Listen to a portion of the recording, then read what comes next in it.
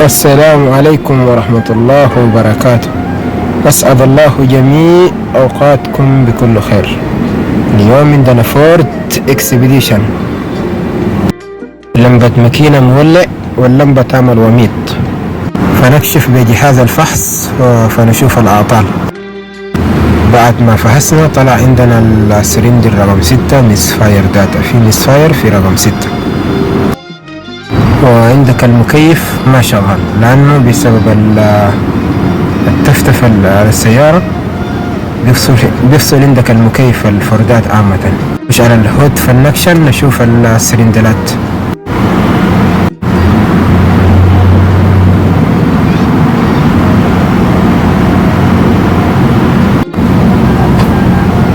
شوف عندك رقم 6 نازل تحت، مفروض يكون خط مستقيم. رقم 6 فيها مصفاير، شوف رقم 6 نازل تحت. المكيف فاصل ما شغال، فنشوف رقم 6 وين موقعه. شيك على ضغط البستيوم، وانا شيك على البخاخ والكبير والبوجي.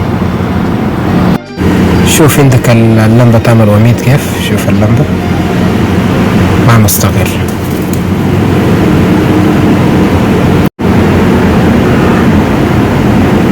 تفتفة مرة قوية. عندك الرقم 6 يجيك من جهة السواق آخر، شوف يجيك آخر هنا. فنفك الفيش بتاع GDI ونفك الكبير، نختبر الكبير أول خطوة وبعدين نشوف ونكمل الفحص. بعد ما فكينا الكبير والبوجي عليه كربون، شوف كربون أسود. فأول شيء نتأكد من الكبير ونكمل الفحص. يلا شغل السيارة نشوف فيه شرارة. شوف شغل السيارة، الكبير شغال مظبوط. فنغير البوجي ونكشف عليه ثاني مرة نشوف.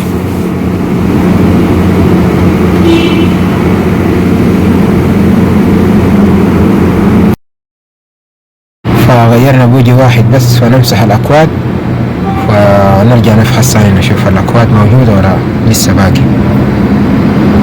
نعمل كلير كود فنشغل السيارة.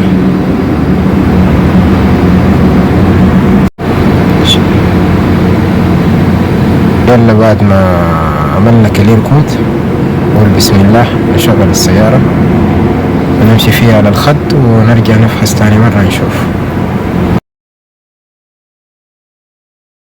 السيارة ما شاء الله ما فيها أي تفتفة واللمبة طافي ما شاء الله. شوف السلندرات كلها بقت خط مستقيم، ما في أي شيء.